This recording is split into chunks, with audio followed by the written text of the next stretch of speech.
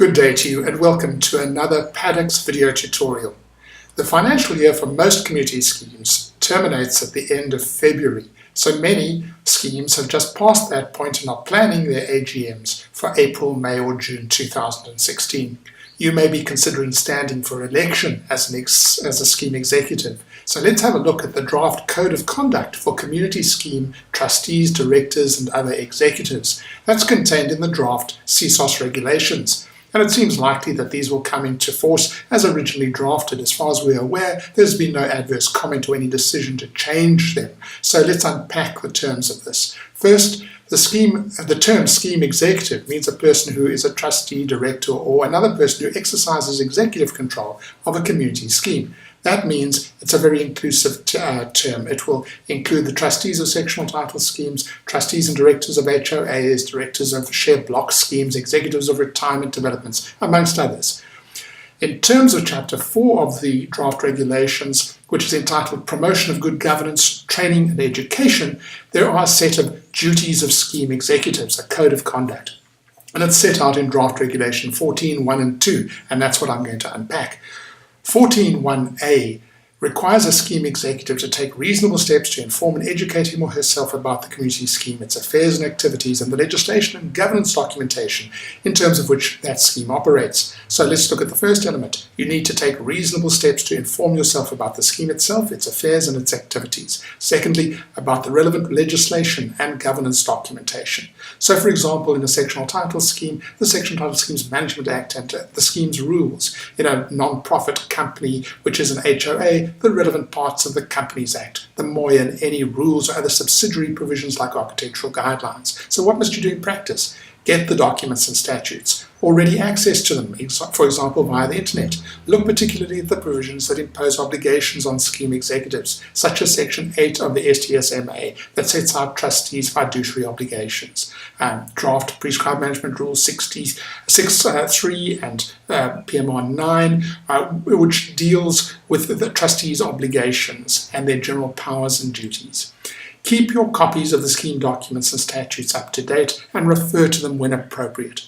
Now look at the second element. If you don't know the way around scheme management, you need to educate yourself. You don't need to be a guru, but you do need to take reasonable steps to educate yourself. In practice, this means you must buy a book, take a course, go on a seminar, do whatever is a reasonable effort in your case to become educated. Looking at 14.1b, a scheme executive must take reasonable steps to obtain sufficient information and advice about all matters to be decided by all the scheme executives to enable him or her to make conscientious and informed decisions. Here you have an obligation to establish the facts and any relevant background before making decisions, and then to apply your mind to the decision so as to make conscientious and informed decisions. What must you do in practice? Don't simply turn up and vote with the others. You need to participate intelligently and carefully. Under 14.1c, a scheme executive must, unless excused in writing by the chairperson on reasonable grounds, attend all meetings of the scheme executives and attend the community scheme's annual general meeting. Here the obligation is to go to meetings unless you have arranged with and been excused by the chairperson on reasonable grounds. You also must attend the AGM. In practice, plan in advance to be available. If possible, set the dates for executive committee meetings and AGMs well in advance so that you can ensure maximum availability. Consider e-meetings and any provisions in the scheme's governance documentation for making important decisions without actual meetings, such as those contained in the Companies Act and in the draft STMA regulations.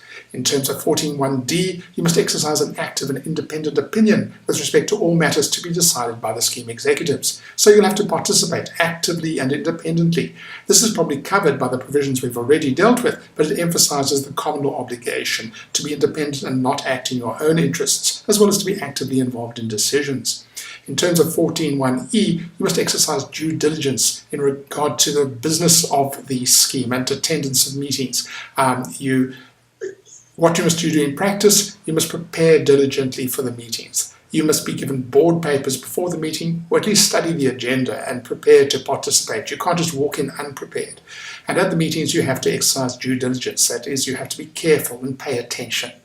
In terms of 14.2, that's Draft Regulation 14.2 under the CSAS Act, the obligations of a community scheme executive in terms of Sub-Regulation 1 are in addition to and don't derogate from the fiduciary obligations in terms of the common law and any applicable statute.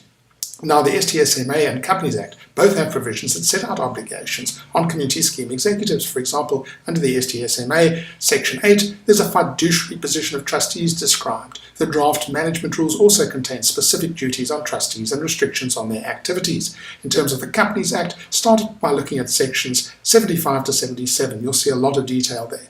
If you're elected a chairperson, you will have other rights and obligations in terms of the scheme's governance documentation that you need to know about. By the way, we offer a range of instructional books and online courses. We run a whole lot of free things with some of our books are free. We run free basics of courses for sectional title schemes and HOAs. Now, they're not absolutely costless because there is a small administration fee to cover our disbursements, but there's no charge for the materials or the service of answering your questions. As I'm sure you know, we operate Paddocks Club, an online low-cost subscription service that has all the sectional title, HOA and share block and retirement scheme statutes available and are kept up to date so that you can also ask questions and get basic guidance. For more complex issues, we offer proper consulting services where we take full instructions, look at documents, etc. If you're interested in any of these services, please go to Paddocks.co.za for more information, and thank you for joining me.